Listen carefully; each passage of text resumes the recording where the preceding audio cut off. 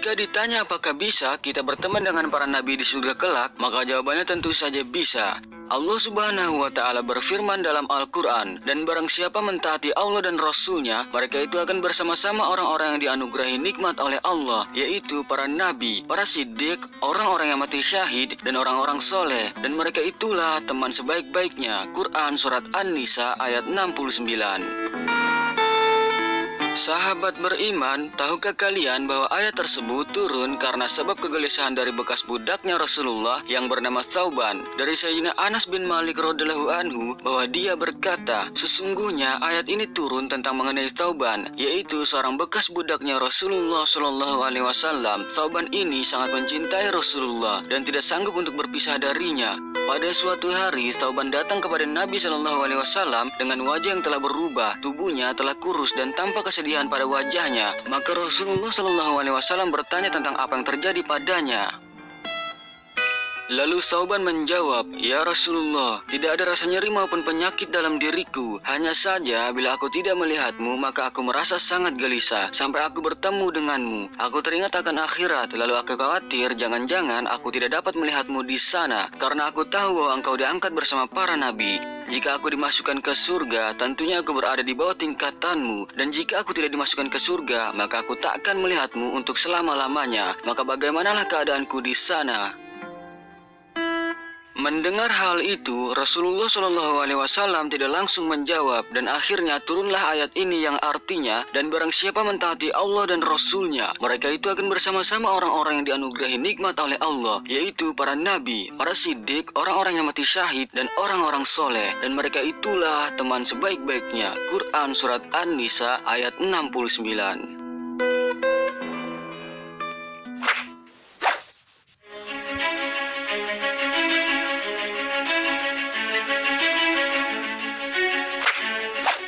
Bersumber dari Sayyidah Aisyah radhiyallahu anha bahwa dia berkata, barang siapa mencintai Allah Subhanahu wa Ta'ala, maka dia banyak mengingatnya. Sedangkan buahnya ialah bahwa Allah mengingat dia dengan rahmatnya dan ampunannya, serta memasukkannya ke dalam surga bersama para nabinya dan para walinya, dan dimuliakan olehnya dengan melihat keadaannya. Dan barang siapa mencintai Nabi Shallallahu Alaihi Wasallam, maka dia banyak bersalawat kepadanya. Sedangkan buahnya ialah mencapai syafaatnya dan berteman dengannya di dalam surga.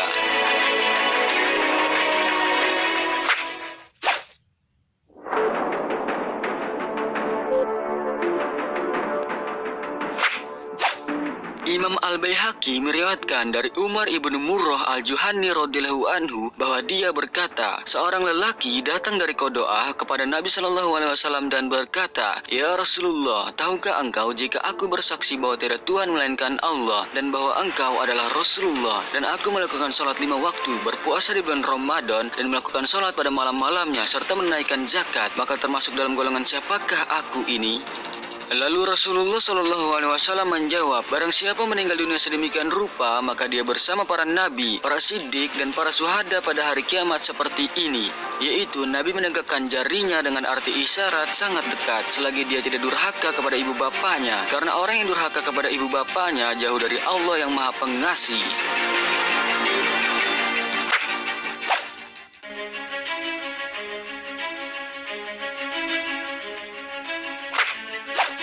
Kisah ini bersumber dari Sayyidah Aisyah radhiyallahu anha bahwa dia pernah mendengar Rasulullah Shallallahu Alaihi Wasallam pernah bersabda, apabila Allah Subhanahu wa Ta'ala hendak memasukkan orang-orang mukmin ke dalam surga, maka dia mengutus malaikat yang membawa hadiah dan pakaian dari surga kepada mereka. Lalu apabila mereka hendak masuk, maka berkatalah malaikat itu kepada mereka, berhentilah, sesungguhnya aku membawa hadiah dari Tuhan seluruh alam. Lalu orang-orang mukmin itu bertanya, hadiah apakah itu? Malaikat itu menjawab, hadiah itu berupa 10 cincin yang terdapat tulisan di setiap cincinnya.